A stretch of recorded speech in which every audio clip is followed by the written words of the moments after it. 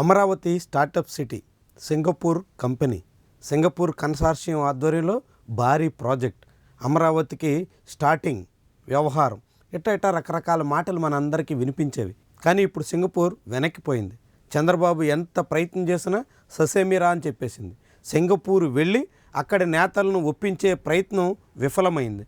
దాంతో అదంతా జగన్మోహన్ రెడ్డి కారణం అని చెప్పేదానికి టీడీపీ నేతలు ప్రయత్నం చేశారు. ఎవరో వైఎస్ఆర్సీపీ సానుభూతిపరుడు ఒక ఈమెయిల్ చేసినటువంటి కారణంగా సింగపూర్ కంపెనీలు మళ్ళీ ఏపీకి రావడానికి సిద్ధంగా లేవు అంటూ స్వయంగా నారా లోకేష్ ప్రకటించారు. కానీ తీరా ఆ ఈమెయిల్ పంపించినటువంటి మురళీకృష్ణ తెలుగుదేశం పార్టీ కార్యకర్తే అని తేలడంతో టీడీపీ శిబిరం కంగు తినాల్సి వచ్చింది. అదంతా ఒక ఎపిసోడ్. దాదాపుగా సింగపూర్ కథ ముగిసింది. అమరావతి రావడానికి ఆ దేశ కంపెనీలు ముఖం చాటేశాయి. ఇప్పుడు హఠాత్తుగా సింగపూర్ స్థానంలో వియత్నాం ఎంట్రీ ఇస్తుంది. వియత్నాంకు సంబంధించినటువంటి విన్ గ్రూప్ అనేటువంటి సంస్థ ఏపీలో పెట్టుబడులు పెట్టడానికి సిద్ధమవుతుంది అంటూ వార్తలు వస్తున్నాయి. ఏపీలో రాజధాని నగర నిర్మాణంలో స్టార్టప్ సిటీని వియత్నాం కంపెనీ టేకప్ చేయబోతుంది అన్నట్టుగా చెప్పుకొస్తున్నారు. ఇది ఒక ఆశ్చర్యకరమైనటువంటి పరిణామం. ఎందుకంటే సింగపూర్లో ఎక్కడ అమరావతి మాదిరి ఒక వరల్డ్ క్లాస్ సిటీస్ నిర్మించినటువంటి చరిత్ర లేదు. అలాంటి అనుభవం కూడా వాళ్ళకి లేదు. సింగపూర్ అంటే అదొక వరల్డ్ వైడ్గా ఫేమస్ సిటీ, చాలా పెద్ద ప్రతిష్టాత్మకమైనటువంటి వ్యవహారం. వియత్నాంకి అలాంటి అనుభవం కానీ ఆ నేపథ్యం కానీ అలాంటి చరిత్ర కానీ ఏమీ లేకపోయినా ఇప్పుడు వరల్డ్ క్లాస్ సిటీగా చెప్తున్నటువంటి అమరావతిలో స్టార్టప్ సిటీ నిర్మాణం వియత్నాం కంపెనీకి ఇచ్చే యోచనలో చంద్రబాబు సర్కారు పడింది. దీని మీద మొన్నటి వరకు సింగపూర్ చుట్టూ సాగినటువంటి చర్చ ఈసారి వియత్నాం వైపు మళ్ళీ అవకాశం కనిపిస్తుంది. మరి నిజంగానే వియత్నాం కంపెనీ 2000 ఎకరాల్లో స్టార్టప్ సిటీ నిర్మించేదానికి ముందుకొస్తుందా? ఆ విన్ గ్రూప్ నిజంగానే ముందుకొస్తే అసలు రాష్ట్ర ప్రభుత్వం ఏ రీతిన ఒప్పందం చేసుకుంటుంది?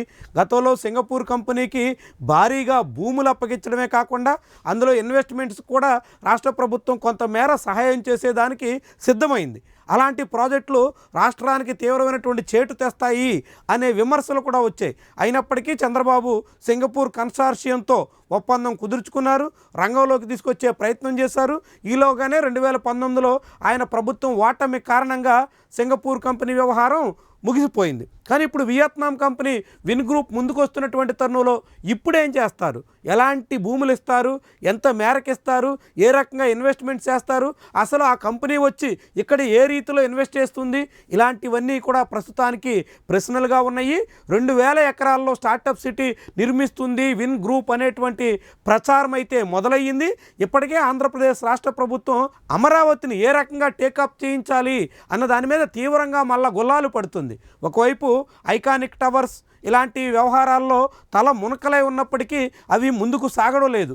ఐకానిక్ టవర్స్లో ఏటా వర్షాలు రావడం, నీటితో మునగడం, మళ్ళీ దాన్ని తోడడం ఇదొక ప్రయత్నం ప్రహసనంగా నిత్యకృత్యంగా కనిపిస్తోంది. ఇలాంటి తరుణంలో ఇప్పుడు నిజంగానే వియత్నాం కంపెనీ ఆంధ్రప్రదేశ్లో సింగపూర్ లాంటి రాజధాని నిర్మాణానికి ముందుకొస్తుందా?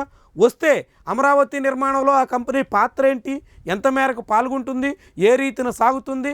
అది రాష్ట్రానికి ఏ రకంగా ప్రయోజనం కలిగిస్తుంది? ఇదే కీలకమైనటువంటి అంశం. మరి ఆ విషయాలన్నీ ప్రభుత్వం ఎప్పుడు చెబుతుంది? అసలు సింగపూర్ లాంటి కంపెనీల వల్ల ఏపీకి ఎంత మేరకు మేలు జరుగుతుంది? చూడాల్సి ఉంది.